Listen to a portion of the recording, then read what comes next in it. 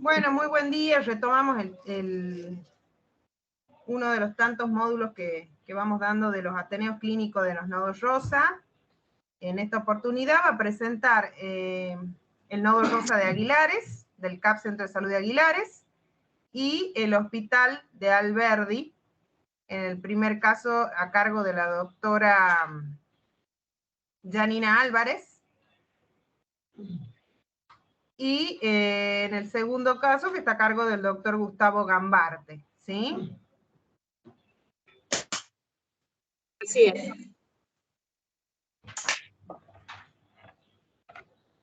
Cuando quiera. ¿Comenzamos? No sé si están viendo la presentación.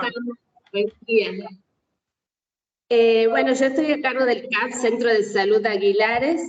Soy tocoginecóloga de ese CAPS y también del Hospital de los Sarmientos. Es área programática sur y área operativa Aguilares. El caso que les traigo, pueden pasar la siguiente.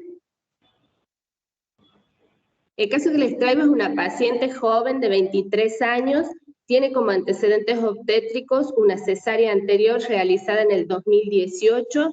Esta niña inicia sus relaciones sexuales a los 13 años, tiene 6 parejas sexuales hasta la actualidad, usa método anticonceptivo hormonal, nunca usó barrera, no fuma y las vacunas de HPV no presentan ninguna dosis. La siguiente. Consulta por presentar un leve sangrado con las relaciones sexuales y dolor vulvovaginal. Al examen ginecológico se observa un flujo vaginal candidiásico, se realiza tratamiento en octubre del 2021 y se programa para realizar un Papá Nicolau posterior al tratamiento.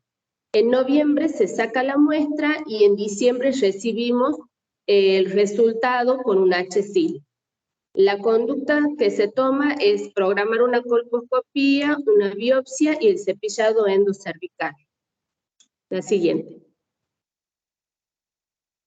Cuando hacemos la colposcopía, en el 30 del 3 del 22 se observa que es adecuada, una zona de transformación 1, y tenemos hallazgos mayores, sería una grado 2, la lesión que se observa es a horas 9, una lesión acetoblanca, densa, y también podemos observar a entre horas 1 y 3, algunos orificios cornificados, reforzados, y se toma muestra de esas lesiones anormales.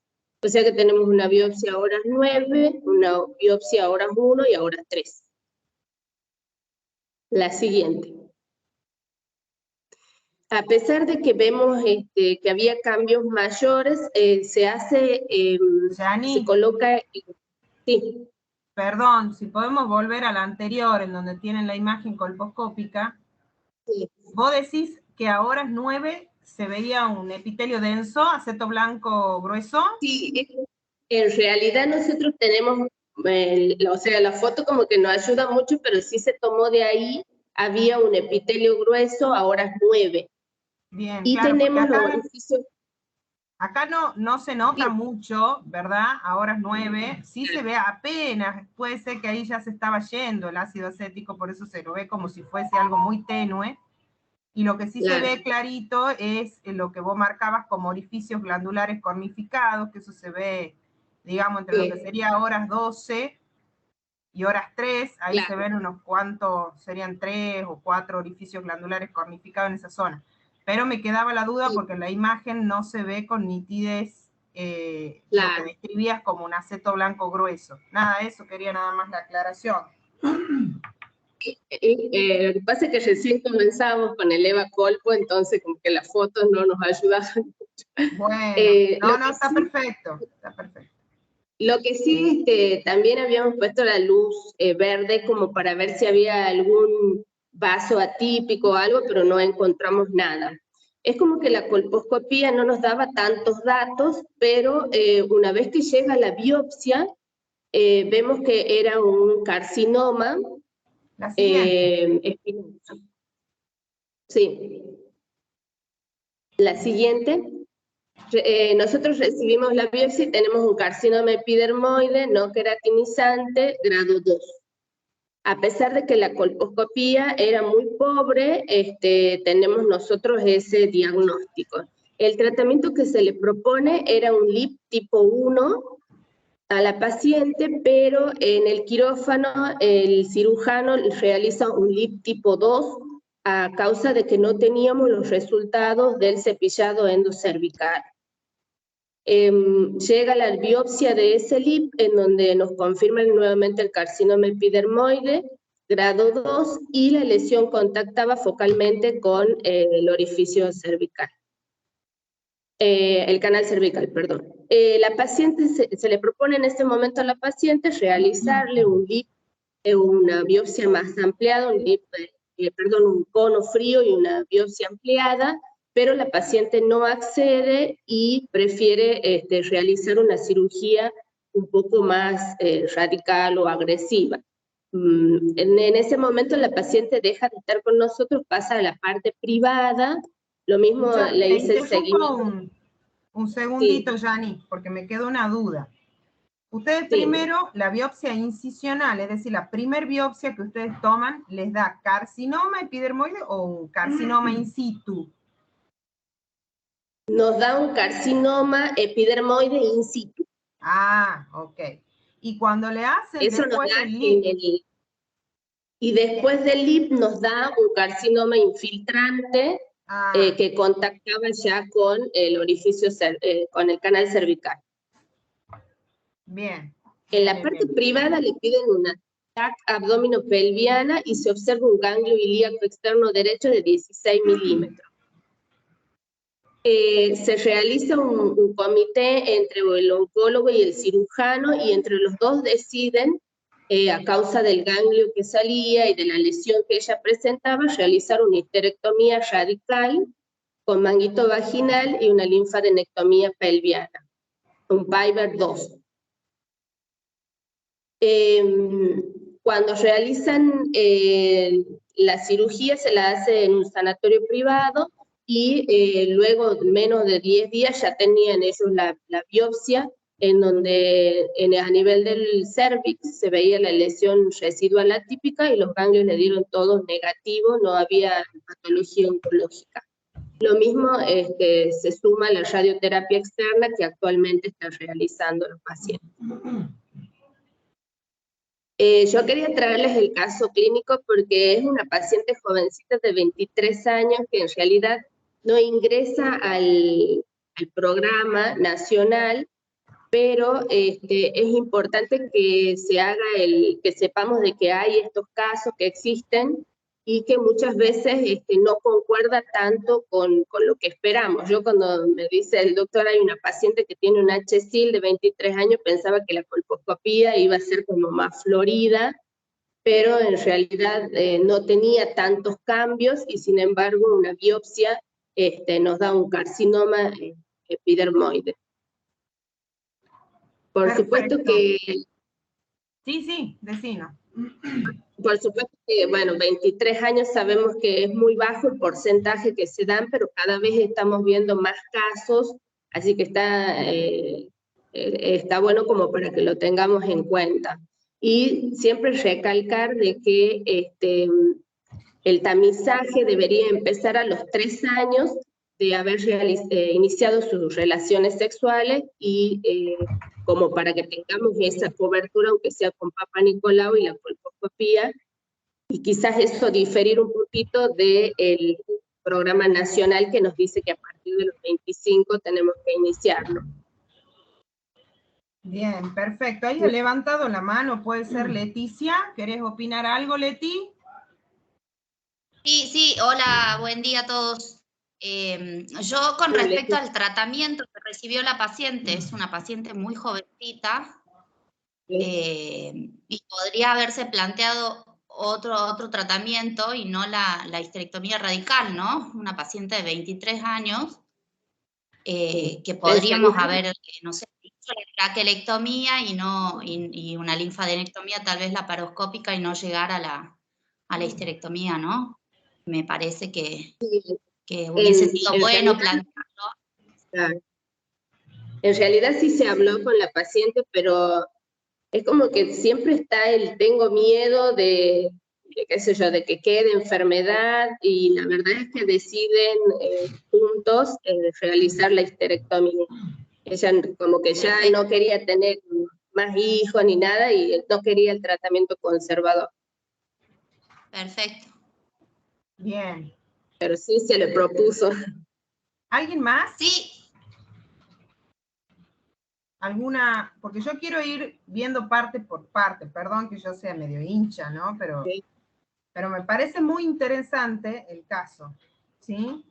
Primero porque se nos van a presentar, eso yo quiero que ustedes lo tengan en cuenta, vamos a tener muchos casos parecidos a este, no sé si coincidirán o no la edad, pero el hecho de aumentarle el tamizaje, de que estamos haciendo, por supuesto, más colposcopías, estamos haciendo más biopsia, pues entonces vamos a empezar a diagnosticar cánceres microinvasores o cánceres en estadios iniciales, y yo les quiero explicar bien cuál es el manejo de estas pacientes o cómo se debería ir haciendo, ¿no es cierto? Porque hay un esquema, ustedes saben que está la nueva estadificación de la FIGO, que es la última, incluso tiene una actualización realizada, la última en el año 2021.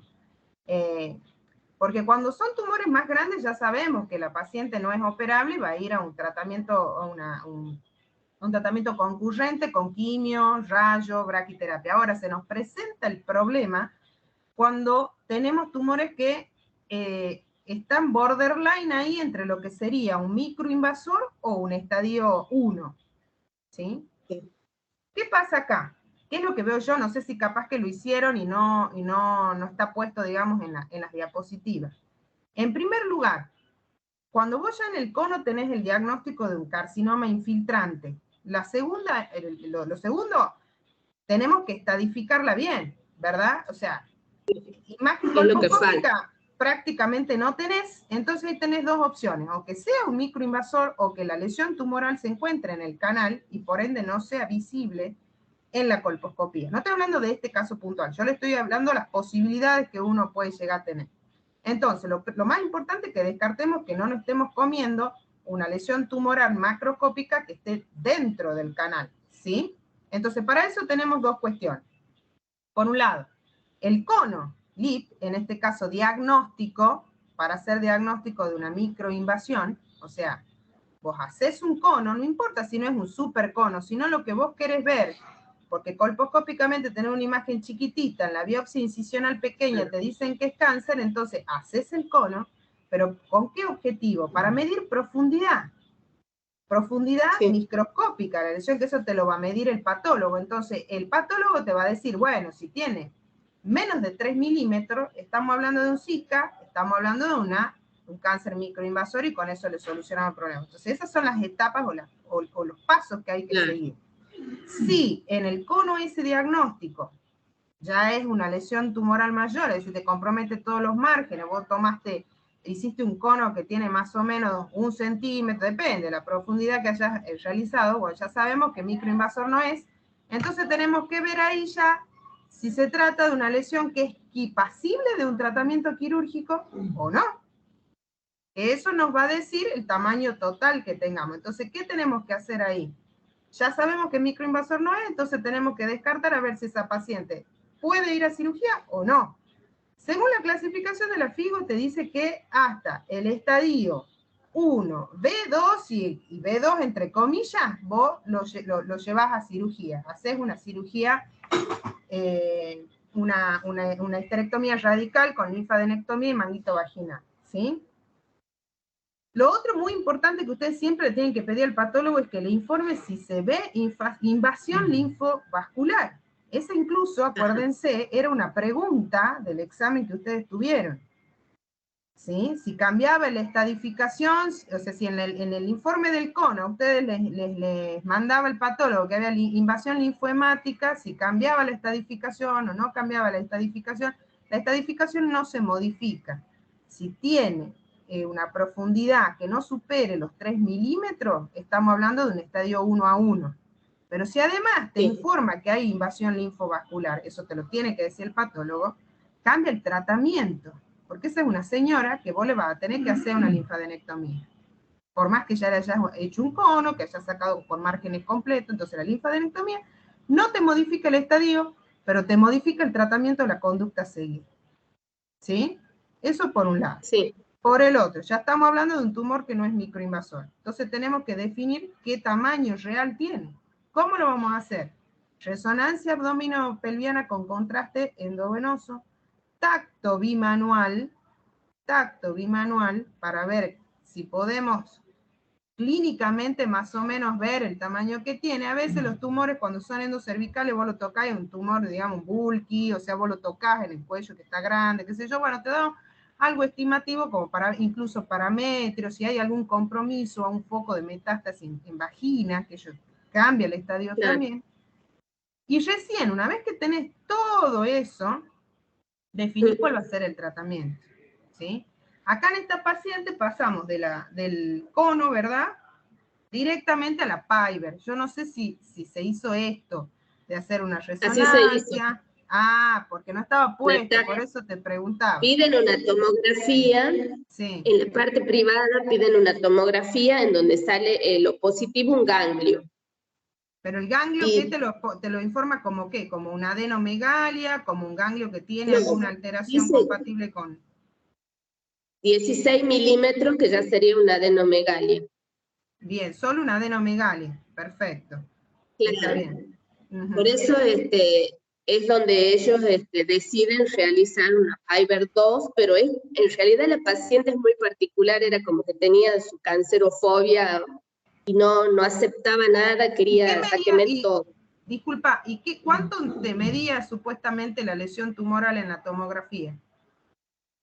Porque no es lo mismo que tenga un tumor que te mida 1 centímetro, a uno que te mida 2, a uno que te mida 4. Si mide 4, ya no le tenés que hacer cirugía. Si mide hasta 2 centímetros, claro, podés hacerle, como dijo Leticia, en una paciente joven, una traquelectomía con una linfadenectomía, en este caso, porque estás viendo en la tomografía una adenomegalia. No, yo planteo nomás. No te acordás cuánto medía. No informaban en la tomografía que haya cambios en los parámetros, ni tampoco en el cuello, no te lo informaba. Simplemente el ganglio, y el útero lo medía, pero no se informaba una tumoración ni nada de eso, como que no se lo veía. Bien, entonces, cuando ustedes tienen un caso así, en donde en el estudio de diagnóstico por imágenes no tenés medida del tumor, y en el caso de que cuando vos le haces el tacto después de un cono, no podés definir, porque el cuello está cicatrizando, etcétera, etcétera, hay que hablar con el patólogo. ¿Por qué? Porque en el informe del LIP o del cono que se ha hecho, ¿no es cierto? Te tiene que decir, bueno, a ver, decime, yo te mando un fragmento que mide 2 por 1 de profundidad, o de 2 por 2 de profundidad, no sé si es un super cono, pero no importa, ponele. Entonces, si él te dice, en su totalidad, todo lo que vos le has mandado está comprometido por tumor, y bueno, más o menos mínimamente, ya sabemos que es un 1B1 o un 1B2. Ya más o menos vos te vas orientando en la estadificación. ¿Se entiende? Sí. Te van cambiando las conductas. En realidad lo clasifican como un estadio 1 A2. Como un 1 a 2, claro, bueno, puede ser porque la medida que te daba en la biopsia te daba como para que sea un 1 a 2, ya que clínicamente no lo tocabas en el tacto, no se tocan. Y en la TAC tampoco te lo informaba como algo macroscópico. Así es. Lo mismo se hace en la radioterapia como para cubrir, porque en realidad el ganglio después nos da todo negativo, pero se suma la radioterapia. Eso te iba a decir, porque vos tenés que el tratamiento que haces, digamos, ese sería un tratamiento adyuvante, es decir, ¿en qué caso, cuándo está indicado realizarlo? Cuando vos tenés en el informe anatomopatológico de la cirugía, en este caso de la histerectomía, o tenés márgenes comprometidos, o tenés invasión linfovascular, o tenés ganglios, ¿cómo se llaman? O te informa compromiso ganglionar. Márgenes comprometidos. Sí. Compromiso de algún ganglio, ¿no es cierto? o que te informe un tumor, también el tamaño tumoral, es decir, cuando vos tenés un tumor de 4 centímetros más, también. Son todos factores de riesgo.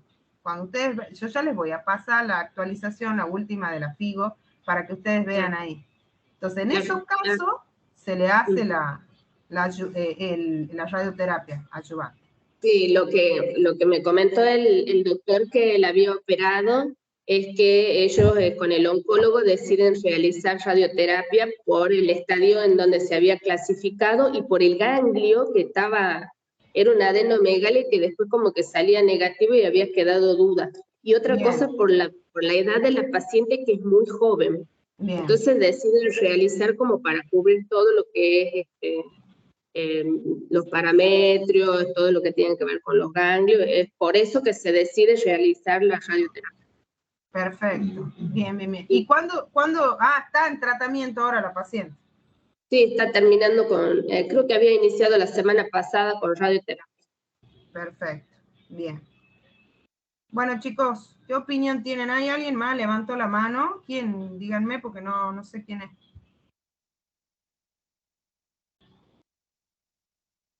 Soy yo, Pedro López. No, pero ya se aclaró todo. Era un poco primero que yo pensaba también como que era como mucho. La veía mucho si bien es cierto, han hecho un LIP tipo 2 porque obviamente no tenían el resultado de la citología endocervical. Pero obviamente, si hubiesen tenido algo, ya tomaban la conducta, pero en ese caso no hubiese sido mejor, digo, no sé, si sospechas algo, hacer un cono en una sola pieza, pero obviamente si da que tiene infiltración, una microinvasión, obvio, la conducta está tomada, pero como dice la doctora, yo también coincido, me parece que fue mucho por la edad de la chica hacer una radical, ¿no? Me parece mucho, no sé.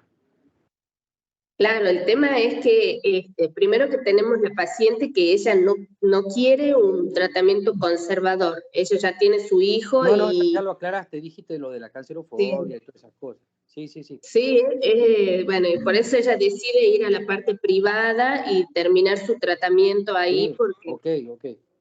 Eso nada más era Italia. Bien.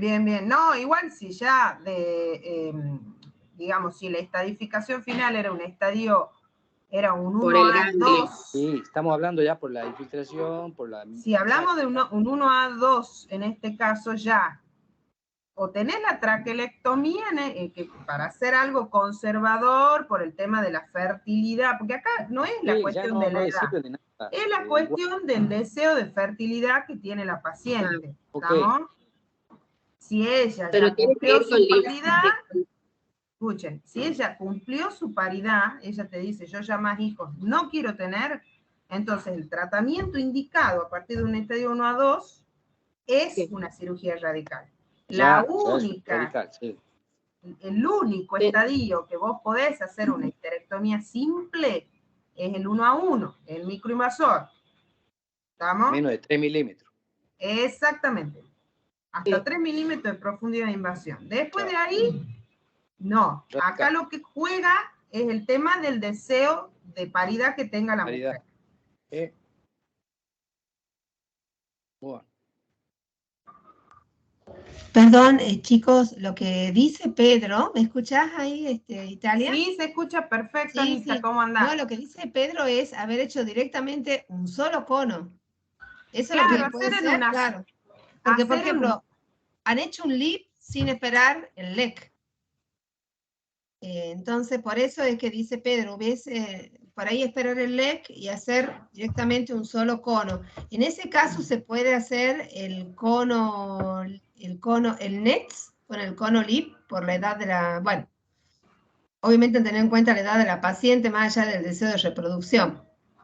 Y en el caso del límite, con el canal, ahí se lo cortaría con el bisturí para una buena evaluación. En realidad la técnica que vos utilices en los casos que tengas un cáncer que podría llegar a ser un microinvasor, entonces vos decís, bueno, ¿qué hago? yo tengo que diagnosticar si es o no un microinvasor, a lo mejor con un cono yo la trato a la señora y solucionamos el problema acá. La técnica a utilizar no importa, es decir, es con la que el profesional se sienta más seguro, ¿sí? Sea LIP o sea un cono frío. Ya sabemos que en el caso del cono frío es lo que está indicado cuando vos tenés un cáncer que querés ver si es realmente, o sea, el tratamiento, en realidad lo que está escrito es que sea un cono frío. Pero nosotros acá hacemos cono LIP. Es decir, es con lo que vos más familiarizado estés o que te sientas más cómodo a la hora de hacerlo, es lo que vale, ¿sí? Se puede hacer un cono LIP. ¿Y cómo lo haces? Si lo haces en dos partes, si haces un solo cono tallándolo, lo podés hacer. También depende de la habilidad y de la destreza de cada uno. Capaz que para algunos es más cómodo sacar un exocervix, dos endocervix, y ahí vos ya lo tenés igual, aunque lo tengas fragmentado, el cono lo tenés, o si te es más fácil ir tallando con la microaguja para sacar un cono completo, si eso te resulta más fácil a vos, lo haces de esa manera, ¿sí? Pero a veces, Ahora, Italia, vos viste que el sí, patólogo a veces se confunde cuando vos le mandás muchos fragmentos ¿Vos? y te pone que múltiples fragmentos, que no se puede ver invasión, que no se puede ver compromiso endoglandular.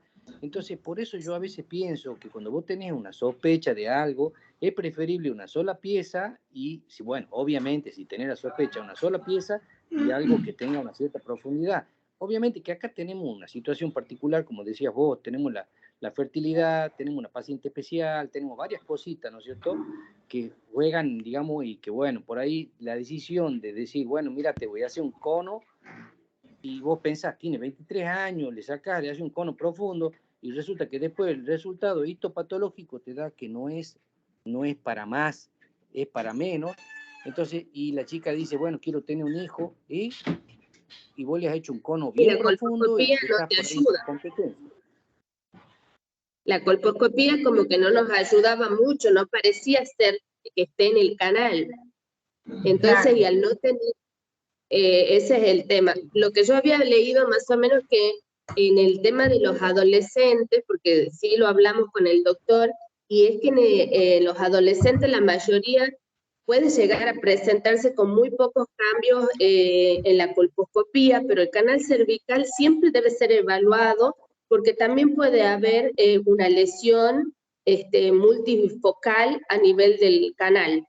Entonces, lo que nos ha faltado en este caso es eso. No teníamos el resultado del cepillado endocervical y en realidad se tomó una conducta en el quirófano de decir amplío el DIP, pero bueno, tampoco servía. Ese es quizás el error que podemos llegar a ver, que nunca se había evaluado el canal más que con la pieza de LIP.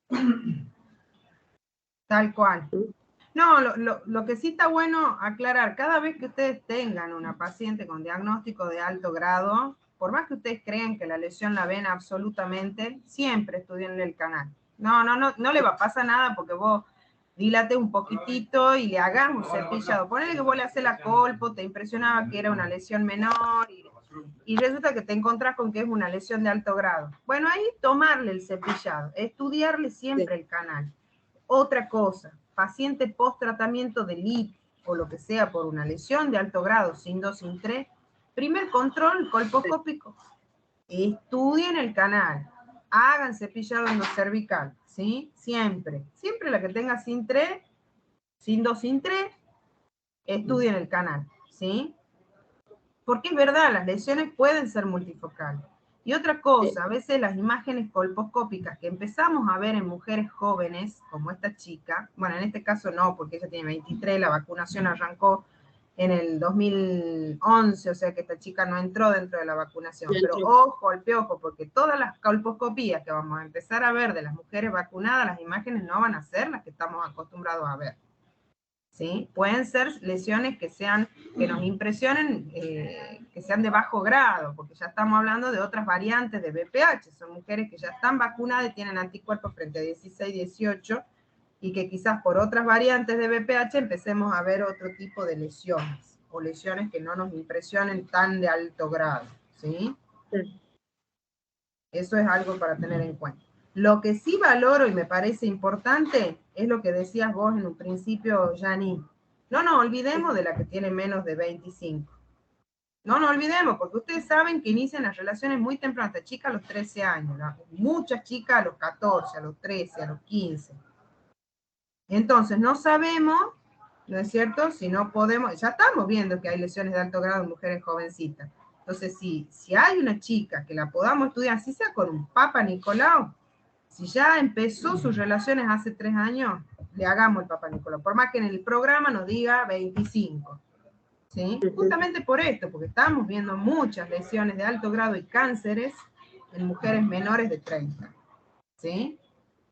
En realidad está bueno. Claro, ¿por qué no se lo considera? Porque estadísticamente es como que no suma. Es muy bajo el porcentaje de mortalidad en estas pacientes jóvenes y muchas veces también tenemos lesiones, ya sea un SIN 1 o un SIN 2 en jovencitas, pero sabemos que el HPV como que también las lesiones de por sí retrogradan y en el 90% a los 3 años de que nosotros nos contagiamos. Por eso quizás a veces tenemos un sobrediagnóstico y bueno, por supuesto, tratamientos que mucha gente lo hace así en forma agresiva y que comprometen la fertilidad futura. No, sí, pero no hay duda en que el diagnóstico histológico de una lesión de alto grado se trata, chicos. No importa la edad que tenga la paciente, ustedes saben que es diagnóstico de biopsia. Lesión de alto grado sin 3 se trata.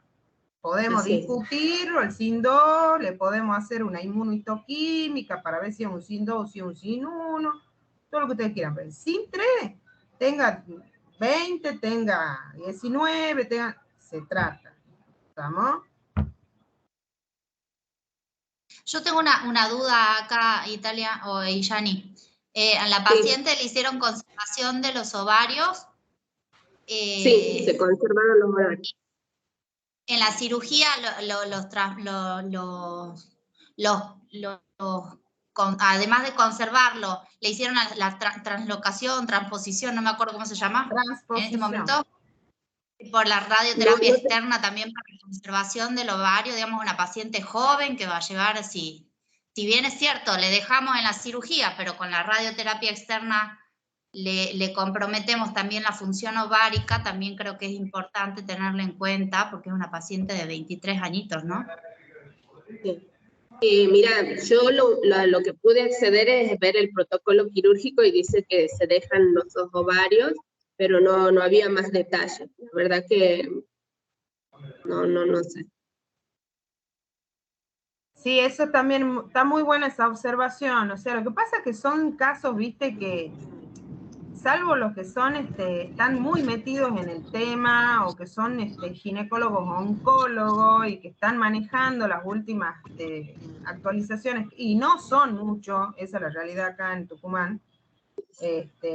Sí, hay veces que no se tienen en cuenta ese tipo de cosas, pero sí está bueno que vos lo menciones, Leti, porque sí es importante. ¿Sí? Una chica que va ya entre menopausia a los 23 años, imagínate todo el tiempo que tiene. Claro, entonces sí, es importante tener esos recaudos o al menos mencionarlo, ¿viste? No estaría bueno que veamos cómo conserva, ¿verdad? Para que sean ovarios funcionantes y no entren menos.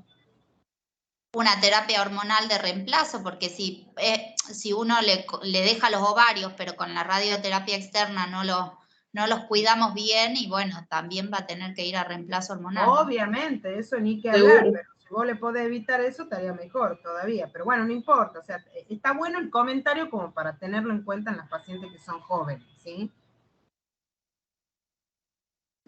Hola, buen día, Italia. ¿Puedo hacer un agregado? Sí. Bueno, te cuento que yo justamente para el final de mi carrera de posgrado elegí como tema de presentación. Hola, no se te escucha. No sé si me la escuchan ustedes, chicos.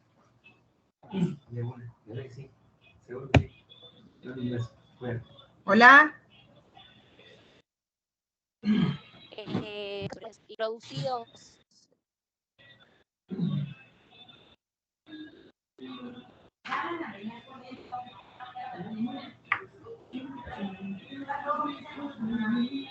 No sé, yo no escucho. ¿Vos escuchás, Janina? ¿No escucho yo vos? No, no se No, no escucha. se escucha. Sí, Ale. sexuales traducidos. Que les decía, no sé hasta dónde escucharon. Nada. Nada.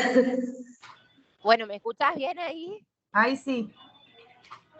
Que generalmente los cánceres en menores de 30 años son HPV no relacionados. Ajá. Hola, hola. Por ejemplo, ¿sí me escuchás? Ahí sí.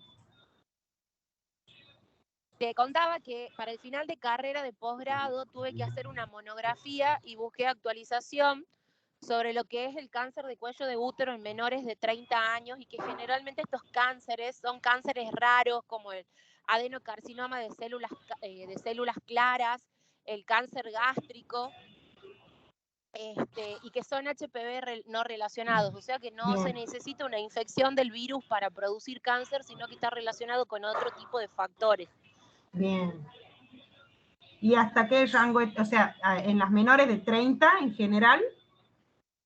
Mira, por ejemplo, hay un trabajo realizado en Japón sobre cáncer gástrico, o sea, sería un cáncer de cuello de útero similar al cáncer gástrico, que se lo vio en pacientes entre 20 a 70 años, o sea, es un rango etario alto. Bien.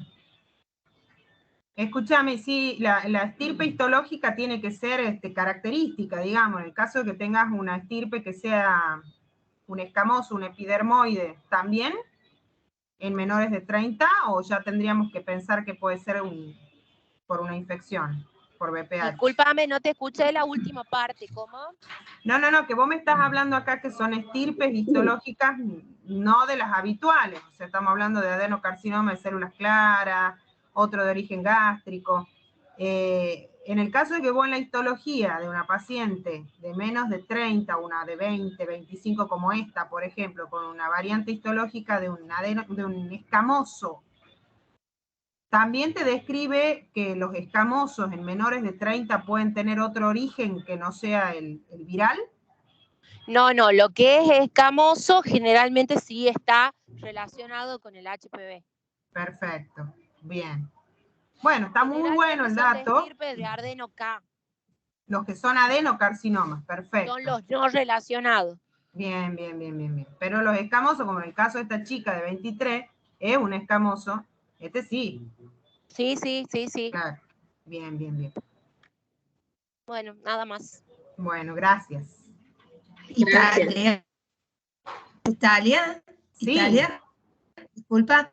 Justamente decían las patólogas que porque es tan característica y esta clasificación de la OMS lo describía también a los adenocarcinomas, es tan característica desde el punto de vista anatomopatológico que ni siquiera hace falta hacer digamos, la inmunistoquímica para confirmarlo, que es lo que vos recién preguntabas, porque están, digamos, en este caso, al ser queratinizante, seguramente está relacionado con el BPH. Claro. Aparte tiene factores de riesgo altísimos, ¿no? Sí. Como bien lo ha presentado Yanni, o sea, a los 13 años inició relación. Claro.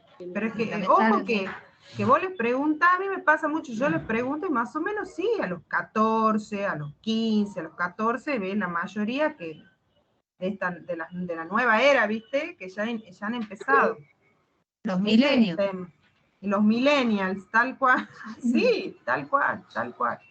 No, pero es verdad, o sea, hay una nueva clasificación, eso también la vi, que te clasifica los que son HPV relacionados y no relacionados, y ahí entraría el grupo de los casos que vos estás estudiando, Ale, que está muy bueno, está muy bueno tenerlo en cuenta. Excelente el caso. Sí, la verdad que está muy lindo. Gracias. Muy lindo. Bueno, Gracias. chicos, ¿le parece que continuemos con el otro? Si no hay alguna otra acotación o algo que quieran decir.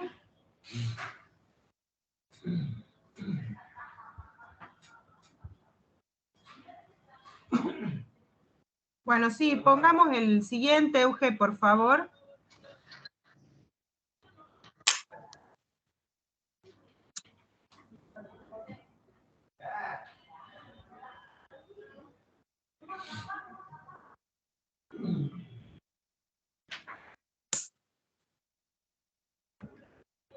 Bueno, este Ateneo es este caso clínico va a ser presentado por el Ateneo, por el Nodo Rosa de Juan Bautista Alberdi. El doctor a cargo sería el doctor Gustavo Gambarte. Gustavo, cuando vos quieras. Hola, buen día, hola Italia, hola chicos, ¿cómo están?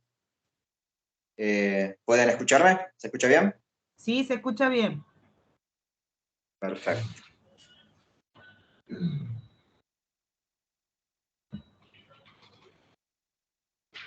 Listo. Bueno, ante todo, este es un caso clínico como para evaluar la evolución de una paciente ya de larga data que viene siendo estudiada a partir del 2011, ya vamos a ser más detallado en el tema con el seguimiento de los estudios. Tener en cuenta algunos puntos sobre esa misma evolución de todos los estudios, qué pudo haber sido mejor o qué faltó, o cómo podríamos haber abordado al caso clínico desde estadios precoces en el control clínico de esta paciente, como para asociarlo, tener un punto de referencias de las normativas, de la guía de seguimiento de las lesiones por BPH, que están actualizadas en el 2015. Bueno, esta paciente de 58 años, puse pocos datos porque digamos que serían los más relevantes nada más. Una paciente de 58 años que tiene un antecedente de 8 gestos anteriores por parto normal, es posmenopáusica actualmente de 8 años de evolución y no está recibiendo ningún tratamiento de reemplazo y no tiene antecedentes de patologías clínicas que pudieran llegar a comprometer su estado inmunológico. No es diabética, no tiene ninguna colagenopatía y recibe tratamientos inmunosupresores por ninguna otra condición. La siguiente. Bueno, aquí va muy brevemente el resumen. Por ahí lo hice muy puntual para tener una idea de que esto comienza en un control de rutina de ella en el 2011, donde en el Hospital Regional de Concepción se le hace un Papa Nicolau donde se detecta un LSI. Esa paciente consulta en el año siguiente, en el 2012, para nuevamente un Papa Nicolau, donde vuelve a persistir el LSI y se cita ahí por los médicos del Hospital de Concepción para una biopsia. Yo esto lo tomé del resumen de historia clínica digital, al cual tenemos acceso a todo. Entonces, ahí está la evolución. No concurre en este momento y la paciente deja un paréntesis de 3 años. En el 2015, en el trailer que viene acá al sur, como el verde, se localiza nuevamente el Papa Nicolau, donde persiste el LSIL, el test de BPH, donde da positivo, y en octubre del mismo año, ella, derivada por la gente del tráiler, que en ese momento, todo lo que era sur, de los hectáreas para abajo, los Papa Nicolaos, que requerían estudios posteriores, llaman a Aguilar, para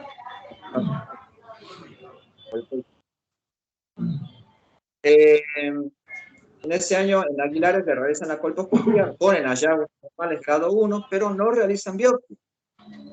Vamos teniendo en cuenta eso. En el 2016, aquí es donde yo la conozco a la paciente, le hago un Papa Nicolau, teniendo en cuenta este antecedente, viene la lesión de alto grado, un HSIL, donde derivo, como les dije recientemente, que se hace en Aguilares la colposcopía y para biopsia de Aguilares. Bueno, el paciente puede llegar con full de Aguilares y la colposcopía le detectan hallazgos normales. Pero antes de la situación del lado, le hacen un citobrush, un cepillado cervical donde viene el LSI. Y queda para seguimiento, no le hacen nada. En el 2018 concurre nuevamente a Aguilares, donde le hacen una nueva colposcopía. Disculpa, te interrumpo. Sí. Gustavo, te interrumpo 2 segundos acá. Ahí donde vos Decime. pones año 2017, 2018, colposcopía, hallazgos normales, biopsia HSIL. ¿De dónde tomaron la biopsia? Porque si la colposcopía era normal, sí, o no tenés idea justamente, de eso.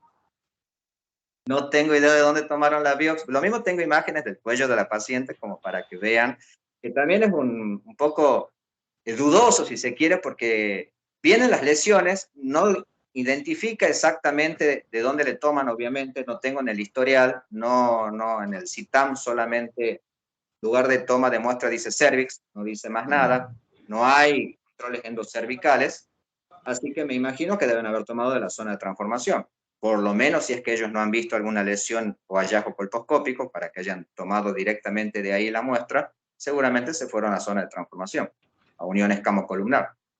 Viene el HSIL. Pero le toman a pesar de los hallazgos colposcópicos normales, teniendo en cuenta el historial que ya viene ya teniendo unos 6, 7 años.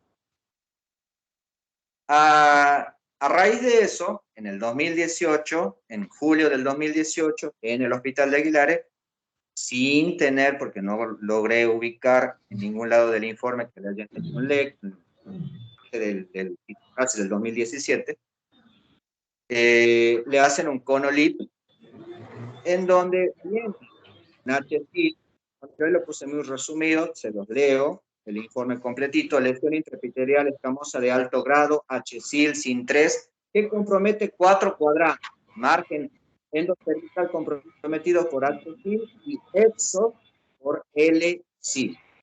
Es que un cono con lesiones de alto grado que compromete los márgenes. Eso se obtiene en el Hospital de Aguilares en julio del 18. Ante esa situación, bueno, yo leo en el CITAM, me comunico con el Hospital de Aguilares, en el Hospital de Aguilares, ante esa situación de que compromete los 4 cuadrantes, le hacen el citobrazo nuevamente, pero viene negativo para ver cómo seguían con esta paciente. Y ahí la paciente también hace un nuevo paréntesis. 2020, vuelve a control en el Hospital de Aguilares. El PAP, volvemos a hacer PAP Nicolau, el ESIL. Tengan en cuenta que hasta aquí podríamos haber ido alternando algún test. Yo voy dando puntitos porque eso vamos a hacer unos cuestionamientos al final que se podría haber hecho como no el técnico. Le hago solamente el Papa Nicolau, vuelve el ESIL. Ahora, ¿a raíz de qué? El ESIL, gigante, un ESIL de la lesión previa, a la cual se conizó en el 2018, y como dice márgenes comprometidos, es el mismo. Pero bueno, le hago una colposcopía basada en el Papa Nicolau. En ese momento no teníamos el colposcopio que tenemos el conjunto de Moro, tenía el Viking, perdón, y la colposcopía tiene hallazgos normales. Ahí es donde yo corroboro de que es un cuello que realmente no presenta alguna lesión característica, a pesar de que el historial, si se quiere, importante, que ya va teniendo 9 años. Le tomo una biopsia, ahí sí yo puedo decir que yo tomé de los columnar, no hacer ninguna imagen, biopsia la hago yo, viene el... Vuelvo a realizar la interconsulta con Aguilares, la paciente no concurre, a la vez que es una paciente un poco complicada de citar, de que concurra, es como estar luchando contra corriente para tratar de seguir. Pero dentro de todo, bueno, podemos hacer algo.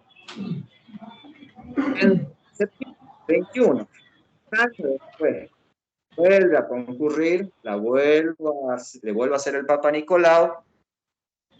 Aquí pongo colposcopías, hallazgos anormales. Me impresionaba, a ver, la siguiente,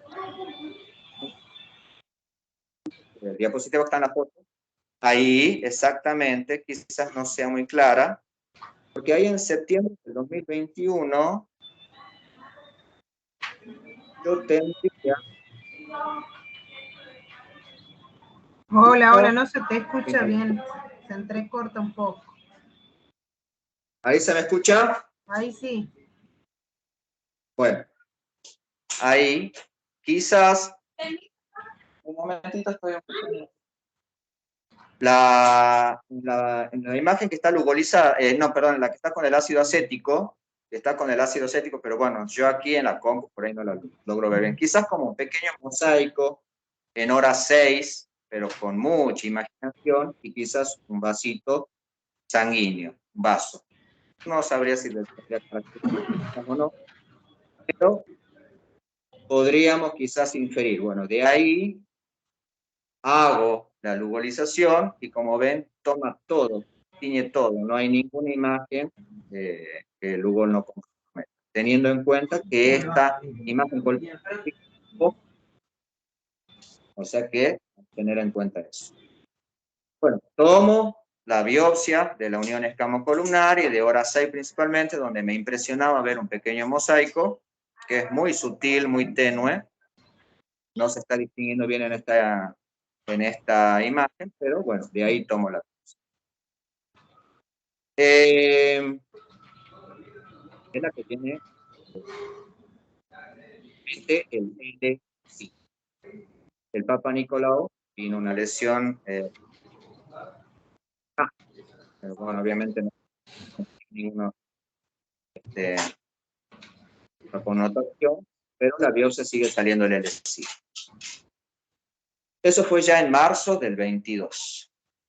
O sea que ya tenemos 11 años de evolución de una paciente que actualmente tiene 58 años, que viene arrastrando la lesión, el L-Sil, con un H-Sil en el medio de su historial, por el cual fue conizado, un cono que según la patóloga compromete márgenes, pero a partir de ahí, en los seguimientos, solamente con Papa Nicolau y biopsias y la colposcopía, tenemos la persistencia del L-Sil. Bueno, de acuerdo pues eso es en la presentación del caso. Pasemos a la siguiente. Así ya terminamos con las diapos, podemos hacer un poquito de discusión. Como verán, este es el vasto historial del CITAM. Y la siguiente, el tema de propuestas. Para ver cómo podemos hacer con estas pacientes de larga evolución, qué es lo que dice la normativa. Tenemos que ser fieles y estrictos a la normativa. Podemos tener una observación en caso clínico, como dijo la doctora Álvarez en su Ateneo, en el anterior, tener en cuenta obviamente la decisión de la paciente, hasta dónde podemos llegar, tener en cuenta una conducta un poco más radical para que deje o al menos no esté con esos seguimientos tan estrictos y que se vea siempre el mismo resultado y que la paciente saque de su cabeza ese temor, ese miedo de que esto en algún momento deje de ser un L-Sil y se convierta en otra cosa. Bueno, el seguimiento de la paciente sería la primera propuesta. ¿Hasta aquí tienen algo que quieran consultar? ¿O ya ¿seguimos? Bueno, a ver, ¿ya está o falta algo más? Ahí está. No, ya está, por eso. Con bueno, la propuesta. Primer punto a observar. O sea, ustedes cada vez que tengan, o sea, en cada caso es particular, ¿verdad? O sea, porque nosotros las conductas sí, obviamente nos vamos guiando, lo que nos dice las guías, que las últimas guías que tenemos son las del 2015, pero también no hay que dejar de lado cómo es la paciente, si es una paciente que va a cumplir, si no es una paciente que la podamos tener en seguimiento, porque sabemos que no va a venir. Eso por un lado, o sea, cómo es la personalidad o cómo es qué característica o qué paciente tenemos adelante. Eso uno. Dos, en este caso en puntual, yo rescato lo siguiente, o me llamó la atención lo siguiente. La paciente comenzó año 2011 con lesión, no importa qué lesión. 2018, o sea, lesión, 2018 HSIL.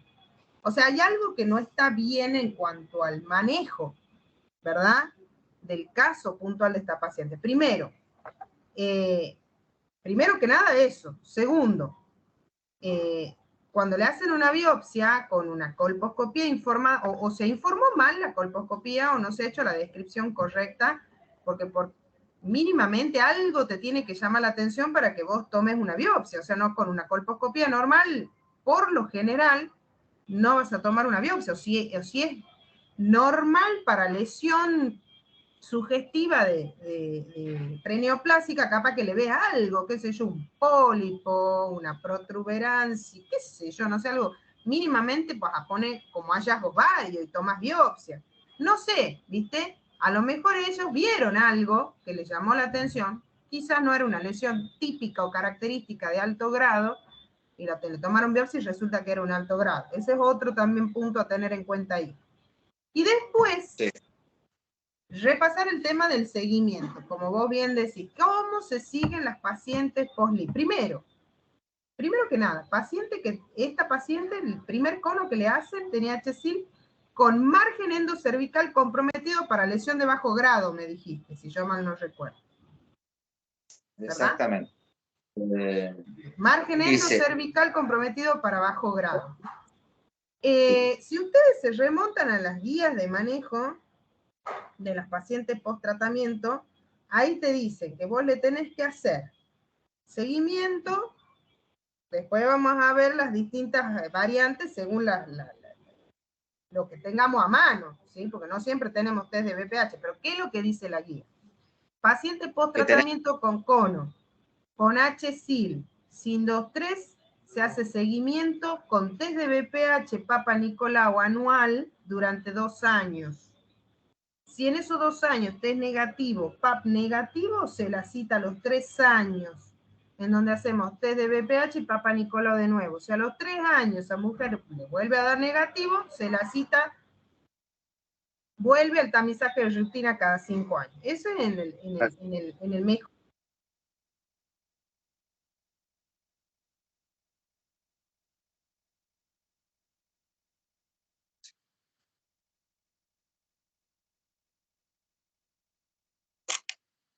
Margen endocervical comprometido con SIN, no te dice ni 1, ni 2, ni 3, o sea, con SIN, con lesión, te plantea que le hagas un recono. Dentro de las opciones te pone recono o seguimiento estricto. Ahora mi pregunta es una paciente que se va a moldar al seguimiento estricto? No, ya sabemos que no, si tiene un historial ahí, esta mujer que no va, que... ¿Sí? O sea, que claro, si nos tenemos que ajustar la guía, capaz que habría que haberle hecho un recono porque teníamos un margen endocervical comprometido con SIN. Exactamente. Ahora, si el compromiso de márgenes con SIN es el lateral, bueno, ahí te dice que la sigas en la guía. Te dice, si el margen endo está negativo o libre de lesión, pero el compromiso lo tienen los márgenes laterales nada más, seguila. ¿Sí? Exactamente. Sí, acá un cepillado de cervical, no sabría decirte la validez que tendría eso posterior. ¿Y frente a una histología que te marca margen comprometido? Porque la histología te marcaba que había un margen comprometido, ¿o no? En la primera cono que le han hecho. El claro, cepillado ese es posterior, no sé si en alguno de los controles posteriores les he hecho. Otra cosa que es importante que tengan en cuenta, paciente con un cuello que ya está tratado, no crean que es tan fácil detectar lesiones, ¿no? Porque vos mostrabas bien ahí la imagen de la colposcopía que le hiciste vos en el 2022, estamos hablando de una paciente que arrancó en el 2011. El cuello post-tratamiento no es tan sencillo, ¿no? Porque tenés todo lo que es la cicatrización, por ahí eso te puede dificultar que vos visualices bien las imágenes. Bueno, vos le tomaste una muestra ahí ahora 6, está bien, vos veías una imagen con un mosaico tenue y le tomaste una muestra de biopsia ahí. Yo a esta mujer, ¿qué es lo que le haría? A ver, si la mujer, yo por empezar quizás le haga un nuevo cono. Porque me viene con el HSIL, ¿qué vamos a esperar de nuevo? Que te vuelva a hacer la lesión de alto grado o el cáncer o no sé qué tendrá. Yo le haría. ¿sí? No sé si la seguiría, continuaría con el seguimiento indiscriminado de una paciente que tiene 54 años, que viene ya desde hace más de 10 años con lesiones en ese cuello. Exacto. No sé. Sí, más que nada. Exactamente. No, teniendo en cuenta obviamente todo lo que dice la guía de seguimiento y bueno, el caso clínico particular de la paciente, que ahí bueno, también estarían faltando los test de BPH, como vos bien dijiste hace un momento, como de acuerdo al test de BPH, cómo hacemos la continuidad del seguimiento por 2 al año y si da negativo a los 3 años y así sucesivamente, y si da positivo, ya volver a hacer todo el protocolo de las tomas de biopsia y la red. Claro. Y da LSIL O sea, persistente, no se, perdón, no se localizó, sí. Gustavo, vagina, como para ver, porque LSIL persistente, más allá de Sí. un legrado de cervical también se imponía, ¿no? El ugolizo todo, pero bueno, más allá las muestras son solo de cuello, pero en la vagina no tiene nada, pero sí he buscado en vagina. De todas maneras, está dentro de las propuestas en la última diapo que hice, aparte de mejorar el seguimiento de la paciente, era continuar con los controles según el programa, estaba la reconización y al último había puesto en la diapo histerectomía entre preguntas, justamente teniendo en cuenta lo que hablamos en el caso clínico anterior. Pero aún así, en la normativa sería, incluso lo pone como algo aberrante, a ver si la tengo aquí, a la expresión. Sí. No, sí, sería impensable, algo así. A ver, sí, no lo tengo acá la expresión. Ya te digo. Si te lo dice así, te lo dice. Sería inaceptable. Oh. Inaceptable. No, yo creo que acá lo primero que habría que ver, yo, según la evolución, como me la vas diciendo vos, me marca margen endocervical comprometido con LSIL, no importa. Yo ahí, 54 años, paciente menopáusica. Sabemos que las lesiones en las menopáusicas casi siempre están adentro. Yo le hubiera hecho un recon. Te digo sinceramente, yo ahí ya le hubiera hecho un recon. Ahí en ese entonces, no me acuerdo en qué año era. Y ahí claro, el primer cono en el 2018. En el 2018.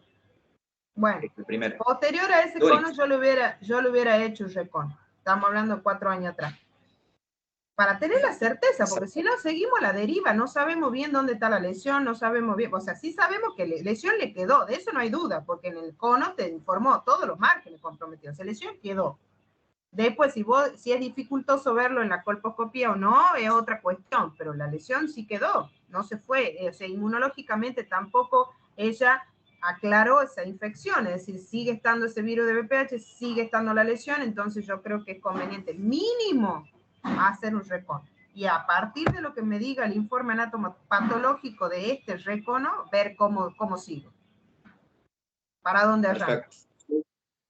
Sí, justamente era lo que ejecutamos porque es lo que quiero hacer con esta paciente, hacer una reconización. Como son LSIL, según el seguimiento que tenemos después del único cono que le hicieron, la consulta mía sería si se ameritaría un LEC, porque no es un HSIL en todo caso en las biopsias incisionales clásicas. Conviene hacerle una evaluación del conducto endocervical con un LEC previo al cono, a pesar de ser un LSIL. Es una posmenopáusica, yo pienso que sí se justifica. Yo creo que sí se justifica, es más, yo te diría, le podés hacer el cono y antes de finalizar le haces un LEC del vértice, de adentro, digamos, sacás muestra del canal del vértice. Haciendo intraconización, digamos. Claro, lo haces primero al cono, la decisión que le haga, y de ahí le haces un legradito endocervical en el canal remanente que te quede. Y lo mandas también como frasquito aparte, donde pongas que es un legrado del vértice sería, o del canal endocervical post-cono sería. Perfecto. Excelente. Bueno, sí, esa era la consulta y bueno, aprovechar el Ateneo para ver si esta paciente le programa una conolip acá, en el hospital. ¿Sí? Porque justamente, y en lo último de los puntos de la propuesta, eso de la histerectomía, porque bueno, como también dijo la doctora Álvarez, esta es una paciente que, basada en su historial y el seguimiento, dentro de lo poco que ella puede concurrir, que realmente lo hace, aunque sea una vez por año o cada 2 años que se pierde, vuelve, ya lleva 11 años. La consulta es justamente finalizar con algo más radical, pero bueno, uno la trata de entender, le dice el tema de la gestión, incluso en la normativa te dice 20 años de seguimiento o hasta que cumpla los 65. ¿Te imaginas 20? O algo así también, cuando la estaba leyendo me había enterado de algunas cosas en cuanto al seguimiento, ¿viste? Cuando son hasta pacientes tan crónicas como esta señora. Claro. No, pero es muy interesante. Porque sí te pasa que a veces vos abrís la historia clínica y tenés un choclo de consulta, de colposcopía, que viene de hace 10.000 años en luz. Entonces no está buenísimo para aclarar, para que más o menos... Y yo quiero que el resto, porque ya estamos hablando con Gus, pero yo quiero que el resto también opine y me diga qué harían ustedes. O sea, ¿les parece que está bien? ¿Les parece que habría que hacer, ser más radical y en este caso hacer una histerectomía directamente? ¿Qué opinan? Está bien el recono, porque vos le vas a evitar que la paciente, primero que se exponga a una cirugía mayor, el cono lo haces, digamos, ya sea a nivel quirófano, si necesitas un poquitito más, o a nivel consultorio, y la paciente se va a la casa porque tiene, bueno, ella capaz que los hijos son grandes, pero tiene 8, capaz que ya tiene los nietos en la casa, entonces tiene una situación social que le evitaría una cirugía mayor, y me parece que está bien, porque si la han tratado y ante esa situación, como no vuelve, está muy bien hacer el recono. Estoy de acuerdo. Yo estudiaría bien el canal y le haría un recono. O sea, previamente estudiaría el canal porque se supone que esa edad tiene una zona de transformación que prácticamente no la ves, así que hay que pensar en eso. Está perfecto el recono. Y otra cosa, ¿saben por qué pienso yo no ir directamente a una histerectomía? Siempre pensando en que no vaya a ser que cuando le haga la histerectomía me dé con que adentro tiene un cáncer, ¿ve? Me quede corto con la histerectomía. O sea, siempre tratar de ser precavido para ir de menor a mayor. O sea, que no se nos vaya a querer escapar, porque puede pasar que el canal endocervical profundo resulta que tenemos otra lesión, un cáncer o lo que sea, y capaz que con la histerectomía ya me quedo corta, ¿sí? Qué sé yo, o sea, siempre tratando de ir de menos a más. Exacto. Bueno, sí, obviamente esa sería una de las indicaciones de una conización ante las lesiones, justamente tratar de identificar bien que sean lesiones sin que lleguen a ser invasivos, micro ni invasivos literalmente, porque si no te quedas corto con la conización, con la histerectomía, si le haces una simple, justamente sin tener la cono. Sí, yo también. Y el agregado del test de BPH en alguno de los tantos seguimientos que tiene la paciente, porque el único test de BPH que tiene es la del tráiler. Volviendo un poquito atrás, sí. que le hicieron en él en 2015. Sí. Sí se ameritaba, obviamente, en seguimientos posteriores, de acuerdo al programa, por lo menos al año siguiente, que se le haya hecho, obviamente, el test de BPH. Incluso ahora, mi pregunta sería, ¿vale la pena, cuando vuelva a tener tubo, porque no tengo tubo de BPH, a esta paciente como para tener un dato extra, hacerle un test de BPH? Yo en esta paciente puntualmente ya no le haría. ¿Sabes por qué, Gus? Porque vos ya tenés la biopsia que te dice que tiene lesión. O sea, tiene una lesión. Sí. Entonces, ¿ya para qué? Ya sabés que te va a dar positivo el test de BPH que vos le hagas ahora. ¿Me entendés lo que te digo? Vos tenés hecho ahora el último control 2022, le hiciste PAP, colpo y biopsia. En el PAP te da un ASCUS, tu biopsia te da un L-SIL. No te va a arrojar, no te va a cambiar la conducta que vos ahora le tomes el test de BPH, ¿entendés? Va a seguir siendo la misma. ¿Sí? Sí, eso obviamente yo pensaba, pero bueno, quería, como había seguimientos aún con presencia de lesión, con los test de BPH por la normativa, pero bueno, pero sí, ya en este caso peculiar ya no tiene mayor connotación y va a modificar la conducta. Así es. Pero yo quiero que me quede claro algo ahora, de acuerdo a ver qué opinan los otros colegas, porque para mí las dos la opción de un legrado intracono obviamente sería, forma parte de la conducta, pero lo que decía Pedro de un LEC previo a la conización, previo a la investigación, a la realización del cono. También. Le querés hacer un legrado antes, te querés asegurar como para vos planificar tu cono y decir, bueno, no, si a mí el legrado previo me da que es positivo, yo voy a profundizar un poquito más en el LIC para tratar de sacar todo. Estoy totalmente de acuerdo, ¿sí? Bien. Sí, Listo, sí, listo. sí. Sí. Bueno, ese es el caso, chicos. ¿Alguien más que quiera opinar algo, chicos? La verdad que muy buenos los dos casos, ¿no? Muy bueno, muy interesantes los dos casos clínicos. Son situaciones que nos ponen ahí por ahí en duda de cómo seguir, qué hacer y cómo manejarnos, y la verdad que están muy interesantes. Caso como el de la Yani, que es el primero, ahora estamos teniendo muchos, chicos, y eso también yo se lo quiero valorar. ¿Por qué? Porque estamos viendo muchos estadios iniciales, y eso quiere decir que estamos trabajando y que estamos viendo pacientes, estamos viendo cuello y estamos haciendo diagnósticos. Son todos diagnósticos que dentro de unos meses van a ser cánceres que no son operables. Lo estamos detectando antes, así que eso yo lo quiero valorar, ¿sí? Y quiero que no aflojemos en esto que estamos haciendo, que la verdad que está muy bueno, aunque ustedes por ahí dicen, bueno, pero no sé hasta qué punto vale la pena. No, sí. Yo les puedo decir que sí, lo que planteábamos de las pacientes menores, yo estoy haciendo un trabajo de investigación, todo lo que es epidemiología de cáncer de cuello en Tucumán, y hay un dato muy interesante que una vez que lo publiquemos ahí, yo se los voy a mostrar, dentro de lo que es la muerte por cáncer de cuello uterino según el rango etario. Ya sabemos que las muertes por cáncer de cuello uterino son altísimamente, o sea, son mucho más frecuentes en el rango etario entre los 35 y los 64 años.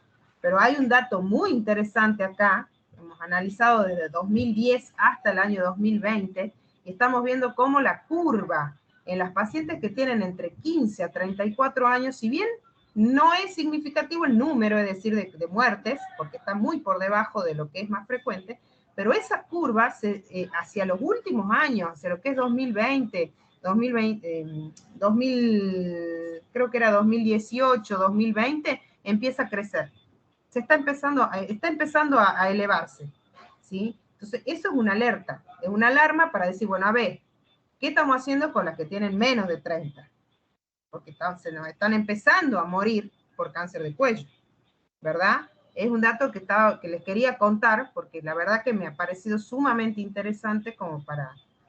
Bueno, ustedes saben también que hay guías que se están modificando, que en Estados Unidos están bajando la edad de tamizaje, y tiene que ver con esto, con el inicio precoz de las relaciones. ¿Ah? Pero que tengamos nosotros datos que nos estén justificando o avalando esto, buenísimo.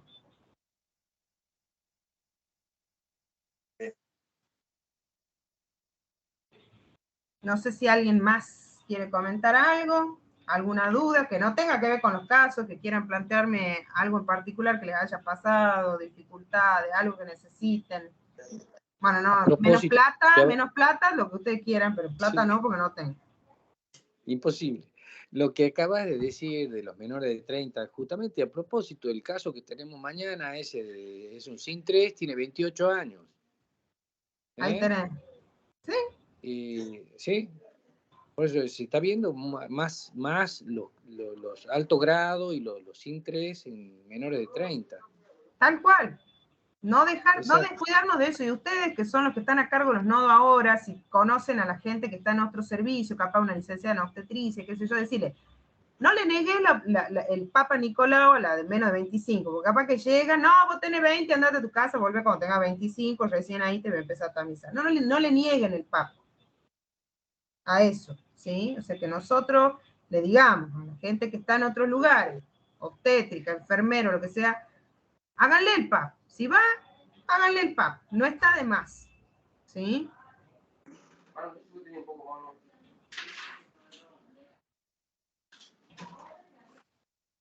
Bueno, chicos, si no hay más dudas ni preguntas, los voy dejando. Y el próximo encuentro va a ser, ahí creo que estaba planificado para el 25 de agosto, digamos, por cuestiones de organizativa a nivel de otras actividades que hay en el ministerio, se va a pasar para el 1 de septiembre, ¿sí? Jueves 1 de septiembre va a ser el próximo Ateneo, ¿sí? Perfecto. Bueno, chicos, muchísimas gracias. Y bueno, nos estamos viendo. ¿Ah? Chao. Chao, chao. Claro, muchas gracias. Nos vemos. Chao. Chao.